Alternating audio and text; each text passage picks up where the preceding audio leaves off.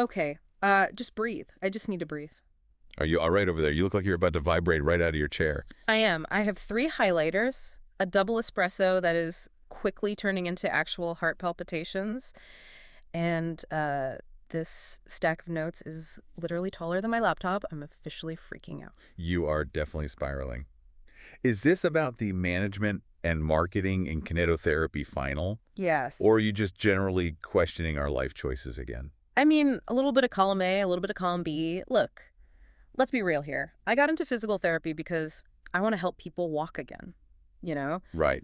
I want to fix knees, help athletes get back on the field, maybe help a grandma pick up her grandkids without wincing in pain. I did not sign up for SWOT charts, profit margins, or whatever a marketing funnel is. It can feel like a lot. It feels like I accidentally wandered into an MBA program while I was looking for the anatomy lab. Yeah. If you're listening to this deep dive, you're probably studying right alongside us and feeling the exact same panic. I hear you. It really feels like two completely different worlds colliding, doesn't it? Totally. You have the clinical side, which is all anatomy, healing, empathy. And then you have this cold, rigid business side. Yeah. But remember what we read in the intro to basically our Bible for this course. You mean Roxana Bisset-Manaya's book? Yeah, management and marketing apply to physical therapy. Right. The core argument she makes isn't that you should stop being a clinician. It's that you actually can't be an effective clinician if you don't have the brain of a strategist. I guess. It just feels so corporate. But think about it.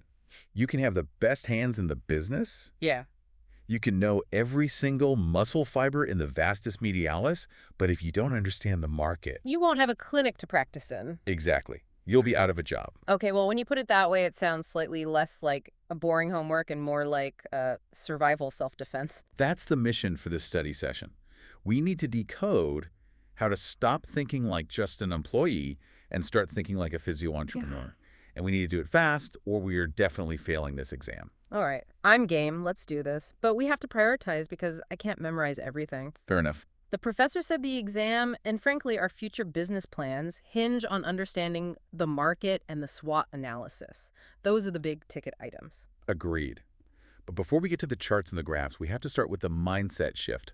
The notes explicitly distinguish between a manager and a leader. See, I always thought those were basically synonyms. Or at least I use them interchangeably in everyday life. Not in this context. The text argues they operate on totally different frequencies. Okay, how so? A manager is the logistics engine. They focus on resources like human, financial, physical resources. Right, the day-to-day stuff. Yeah, they're the ones asking, do we have enough biotape? Is the electricity bill paid? Are the shifts covered this weekend? Okay, so the manager's the one keeping the chaos at bay. They care about consistency and the bottom line. It's crucial, but it sounds somewhat... Mechanical. Yeah, mechanical. Like keeping a machine oiled. It is mechanical, Yeah, but go it's ahead. absolutely necessary. However, the leader operates on emotional intelligence. That's a buzzword I hear a lot. But in this specific clinical context, what does that actually look like on a Tuesday afternoon in a clinic? The text calls it being contagiously optimistic. Contagiously optimistic. Wow, that's a high bar, especially on a Monday morning. Think about it, though. In a clinic, things go wrong all the time. A treatment fails. Insurance denies a major claim. The really expensive VR equipment suddenly breaks. Right. A manager might panic about the cost of that broken equipment. A leader manages the mood. They manage the mood. Yeah, they focus on the patient's happiness and the staff's morale, first operating on this core belief that if the culture is right, the profit is going to follow naturally. It's almost an inversion of the typical boss stereotype. I usually picture a boss yelling about numbers and quotas. Exactly. But the source material describes a servant leader. You serve your staff so they can effectively serve the patients. That makes a lot of sense, actually. If your staff is miserable because of rigid management, the patients are going to feel that tension the second they walk in the door. Oh, absolutely. And in our line of work, trust is everything. If the patient doesn't trust the vibe, they just don't come back. Which segues perfectly into the part of the notes that you said actually scared you, the market. Yeah, it does. Why does it scare you, though? Because, I mean, the phrase the market just sounds so impersonal. Like we're selling widgets or used cars, but we're dealing with people's health and their bodies. It feels a little gross to market pain relief. We have to completely reframe that. Marketing isn't just selling. The book defines it as value creation. Value creation. It's the interface between the patient's pain and your solution. Yeah. And this is where the notes get into something really wild, which is neuromarketing. Yes. Okay, this was the section where I actually sat up straight at my desk. It felt like straight up sci-fi. It really does. We're talking about studying brain waves and eye tracking to figure out why a patient chooses a specific clinic. It sounds dystopian, I know, but it's actually very primal. How so? The text explains that when a patient comes to us, they are usually in severe pain or they are deeply afraid they won't ever fully recover. Right, they're vulnerable. Exactly. Huh? So their primitive brain, the amygdala, the part that's responsible for safety and survival, is completely in the driver's seat. So if our marketing is just logical bullet points like, hey, we have a 10% discount this month, the primitive brain just ignores it. 100%. Yeah. The primitive brain doesn't care about a discount. It cares about safety. It cares about surviving and pain relief. Okay. So neuromarketing in kinetotherapy is really about signaling to that primitive brain, you are safe here. We can take the pain away. That reframes it so much for me. We aren't selling a service, we're selling a feeling. A feeling of absolute security. And the source material highlights that one of the most powerful ways to trigger that feeling and to really differentiate yourself from every other clinic out there is technology. You mean like VR and AR? Specifically virtual reality and augmented reality. Yeah. See, I thought VR was just a gimmick for making the therapy exercises less boring. You know, like catch the virtual ball instead of lift this 3-pound weight 10 times. It is that for sure. But from a marketing perspective, it's a massive positioning tool. Yeah. It signals to the patient that you are cutting edge. Right. If you are the clinic offering 4D experiences with wind and gravity sensations. Wait, hold on. Wind and gravity. I missed that in the notes. Yeah, the notes mention haptic feedback systems that simulate real-world resistance and environmental factors. That is insane. Right. So if you offer that versus the clinic down the street that just has a dusty yoga mat and a stretched-out rubber band. The yoga mat place looks like a dinosaur. It looks like they haven't learned anything new in 20 years. Exactly. And the patient's primitive brain instantly says, the high-tech place has the better cure.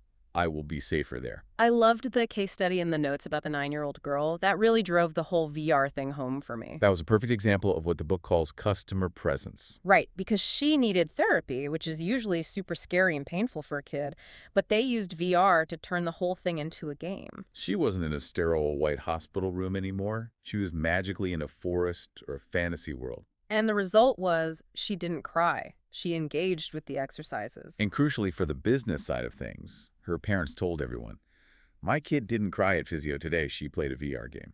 That is literal marketing gold. You cannot buy that kind of word-of-mouth advertising. Nope.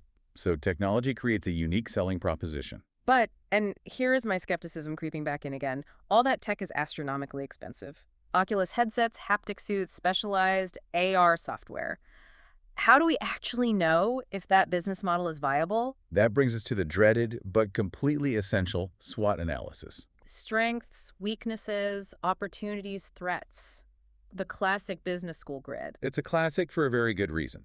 But let's not just define it abstractly. Let's use this specific case study from the book, Keneso for You. Right, the hypothetical startup clinic. Or maybe it's real. I actually don't know, but it's a really good example. Let's run through their SWOT to see how this actually works in the real world. Let's start with strengths, which are internal. What did Keneso for You have going for it? Well, they have the passion of the manager, someone who essentially turned a hobby into a profession. Yep. And they have that integrated tech we just talked about, VR, AR, and a fully integrated information system. Right. So their strength is basically being high-tech and high-touch. Now, what about weaknesses? Also internal. What sucks about being a startup? The obvious one is you have absolutely no reputation. You're the new kid on the block. Nobody knows who you are. And compared to a big hospital, like what was the example in the text? Bagdasar or Seni. Right. Compared to a massive legacy institution like Bagdasar Arseni Hospital, you have zero initial capital and zero brand recognition. So you're cool, but you're broke and unknown. Got it. Exactly. Now let's look outside the clinic walls. Opportunities which are external. How does a little clinic grow in this harsh environment? Well, the notes mention partnering with those big hospitals, getting their overflow referrals. Which is smart. But there's another opportunity listed that I thought was genius. Corporate wellness. Oh, this is a huge potential revenue stream. Postural gymnastics for office workers. That makes so much sense. It really does. Instead of just sitting around waiting for injured people to walk into your clinic, you go to the multinational companies where everyone is hunched over their keyboards destroying their spines all day. It's proactive. You sell a B2B or a business-to-business package to fix their employees' backs, It completely diversifies your income so you aren't 100% reliant on individual patients walking through the door. Okay, now for the one that actually keeps me up at night. Threats, also external, what's going to kill the business? Aside from major economic downturns where people might suddenly view physio as a luxury, they just can't afford the source material, highlights a very specific, very real threat in our region. Staff migration. Yes. Oh, man. Yeah, the brain drain. This is a massive, massive risk. Think about it. You spend all this money training these people. Right. You teach them your specific VR systems. You build your team culture.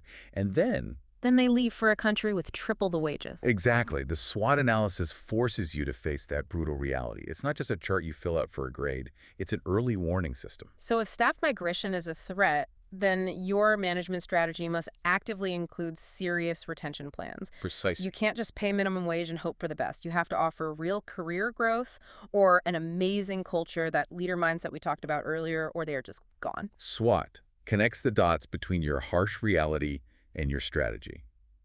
Now, speaking of strategy, we need to cover the toolkit for execution. The marketing mix. The 4 Ps, product, price, place, promotion. I actually remember this from high school economics. Where you need to update your firmware. Because in Yeah. modern healthcare, the source material says 4 Ps aren't enough anymore. We need the expanded marketing mix. Of course we do, because nothing can ever just be simple in grad school. It's actually 7 Ps plus 1G. 7 Ps plus 1G. Okay, break it down for me. We have the classics product, which is the therapy price, which is the fee place, is the clinic promotion, is the ads. What are the new ones? We add people, process, and physical evidence. Okay, people connects right back to the staff migration issue we just talked about. The receptionist's smile, the therapist's empathy that actually is the product. Exactly. You literally can't separate the service from the person delivering it. Correct. Then process. This one is huge. How easy is it to book an appointment? Is it automated? Do you use cloud databases? The notes mention that if your booking process is a total nightmare, if I have to play phone tag for 3 days just to get an appointment, it really doesn't matter how good your VR headset is. True. Friction kills the sale. If it's hard to book, I'm just going to the other guy down the street. And physical evidence. That's the vibe we talked about, right? Since you can't touch a therapy session before you buy it, you look for physical clues that it's high quality. Exactly. So testimonials on the wall, the cleanliness of the equipment, the logo design. Even the website layout, I assume. It's all evidence that promises quality. Yep, all of it.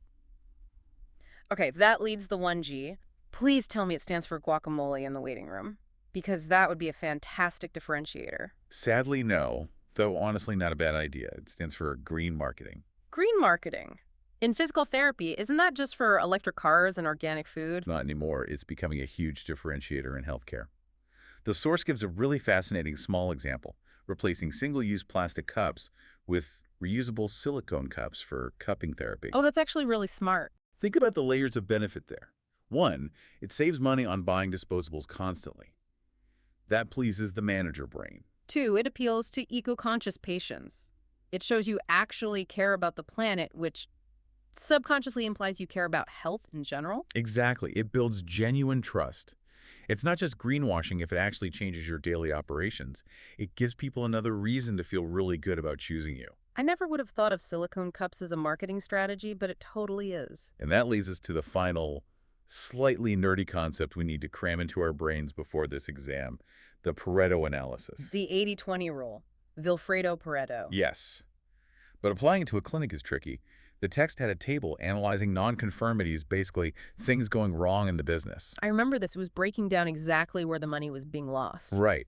It showed that something like 35% of the financial losses came from just patients lost, people not returning, and another 30% came from depreciation of equipment. So basically, almost 2/3 of your problems come from just 2 causes. Exactly. This is crucial for a stressed out owner. You don't need to fix everything at once. You don't need to stress about the cost of paper clips or the exact color of the waiting room curtain. You need to fix the patient retention issue maybe by using that VR engagement to keep them coming back, and you need to manage your equipment better. If you fix those top 20% of causes, you solve 80% of your financial bleeding. It's just about prioritizing. That's the manager brain working again. Doing it. You know, when we started this session, I was literally just trying to memorize definitions to pass a test. And now, But putting it all together, it actually forms a cohesive narrative. You need the heart of a healer, but you really do need the brain of a strategist to protect that healer. You can't heal people if your doors are closed because you went bankrupt. That's the bumper sticker right there. So to recap for our exam and for everyone listening, we need to be leaders, not just managers. And we Check. need to use neuromarketing to make the primitive brain feel safe. We use SWOT to navigate the minefield of startups and staff migration. And we use green marketing and the 7 Ps to build a brand people actually trust. And we use Pareto to make sure we aren't wasting our precious energy on the wrong problems. I think I might actually pass this thing. I think you might actually run a successful clinic one day. Let's not get ahead of ourselves. But there is one final thought in the notes that kind of blew my mind. The future section. Well, the bit about the departments merging. Yeah. The source says that marketing departments might soon merge entirely with management, but it also hinted at something much deeper, with AI and VR taking over so much of the technical side. It raises a fascinating question. In a future where machines do the diagnostics and VR does the actual exercises, will the human touch become the premium product? Or will the tech itself become the cure? It's something for all of us to chew on. Are we selling the machine, or are we selling the hand on the shoulder that says, you're going to be okay? I suspect no matter how good the VR gets, people will always pay for the hand on the shoulder. But the machine might just be what gets them through the door in the first place. That is way too deep for a cram session, but it's a great place to stop.